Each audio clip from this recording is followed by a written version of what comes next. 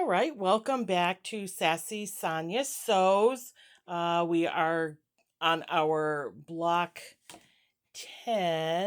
month 11 of our Peppermint Lane block of the month. We're on the last block, which is going to be this mug here. It looks to be, yes, we just only make one mug. So we're going to do some stitch and flip is what they call it. This is more of what it is going to look like.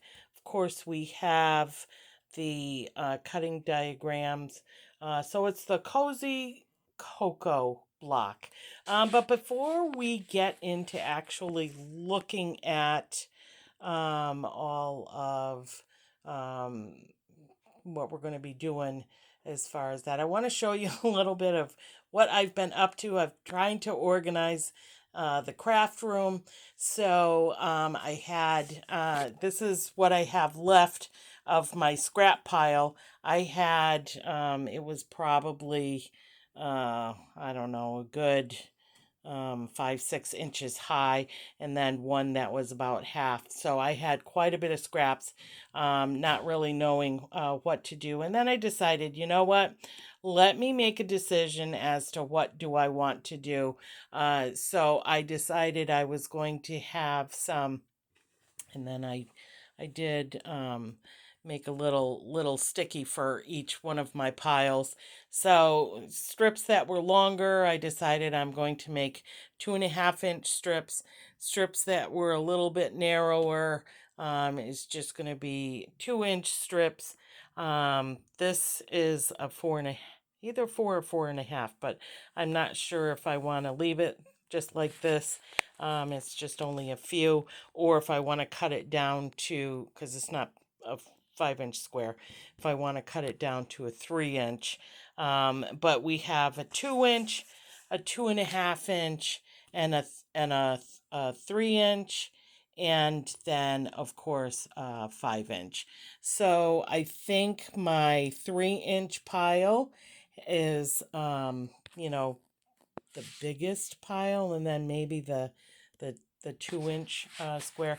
Um, I decided on these ones because I can always cut down the 2 inch to a 1.5, because I have a couple of patterns that do 1.5 inch squares.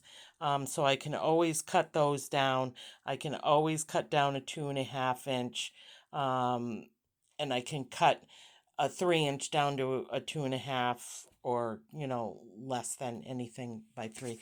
And then there are the 5 inch are the same as like a charm square.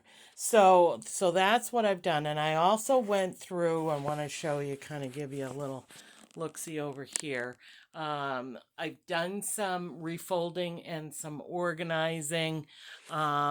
This top shelf here, those are large quantities of fabric. And by that I mean 2 or more yards. Some right here are for designated projects. So I just wanted to, get those organized. And then here, it was this shelf here was just piled quite high, three separate piles of just fabrics, and I decided that they weren't really user friendly, because if I wanted to pull a fabric out, the pile either fell over, or everything in and around it just kind of came unfolded and fell over. So I have got one of these totes. I'll probably try to get one more of these totes. So these in here and this pile here, because this became full, are either fat quarter, or just about fat quarter, somewhere in the fat quarter area of size of fabric. And these I wanted to separate. It's two piles here. If you can see the back row and the front row. These are half yard cuts. So I wanted to set those aside and just make sure that I knew what I had exactly. These are not my only half yard cuts.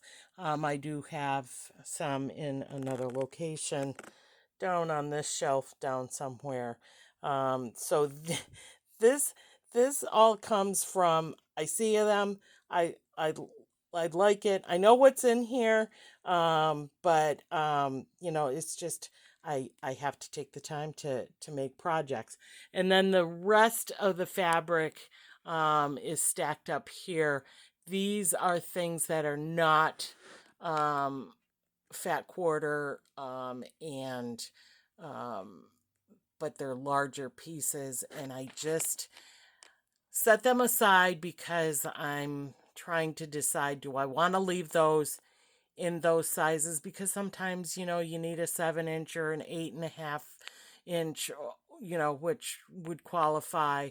But I'm not ready to just so fabrics like this, they're um, like a fat eighth size probably.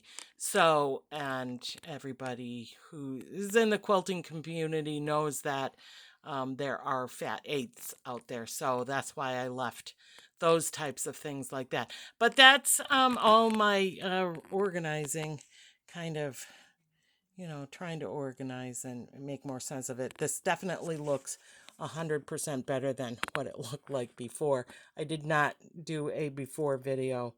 I just, set that in there. So enough of that. So since this month 11 is just only one mug, as I showed you before, if we can kind of transition back over, do a little quick little swirly around.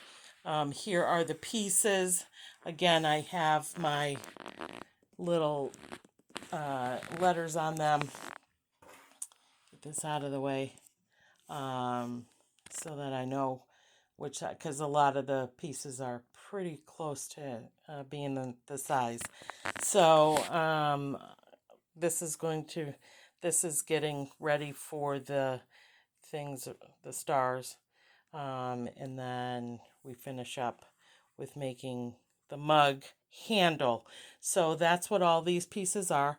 So let me get it sewn up, and I'll be right back and show you the finished product. And then we'll talk about what's going to happen now that we've got all of the separate blocks done. I'll be right back. All right, so we have our completed mug. It's a pretty good sized mug. I thought it was going to be a little bit smaller, but it is a pretty good sized mug, as you can see. And I forgot to mention that this fabric here is a directional fabric, and you see that it's not always right side up.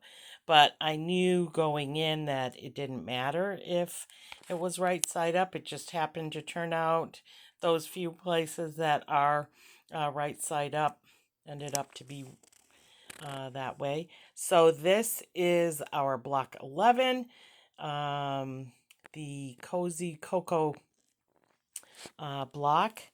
And so that finishes up the blocks for our block of the month, Peppermint Lane. So the next month, which actually is month 12, is the what we call the finishing.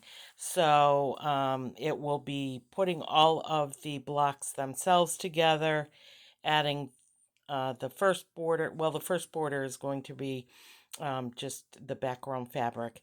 Then it's going to have a red border and then a whiter border. So I went and got, this is going to be this red border, and I decided that this was going to be good for the this part of the border. I haven't decided what to do for the binding, so anybody who knows when I make these quilts. If I don't have a specific plan for them, then they're going to, I'm just going to finish the top and then decide on binding and backing for it later. Since I didn't have the exact same fabrics that was used for Peppermint Lane, I wanted to keep something that was similar, so I felt that this was similar. It's not a directional fabric, so it's going to be something that I don't have to worry about making sure it's right side up.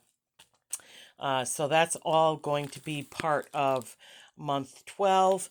I'm thinking that midway through November, I might show the finishing video as opposed to waiting until December, just in case someone is sewing along and they want a little bit of help on how to get it all put together, and then we can see what it looks like. So thank you for joining us today here at Sassy Sonya Sews.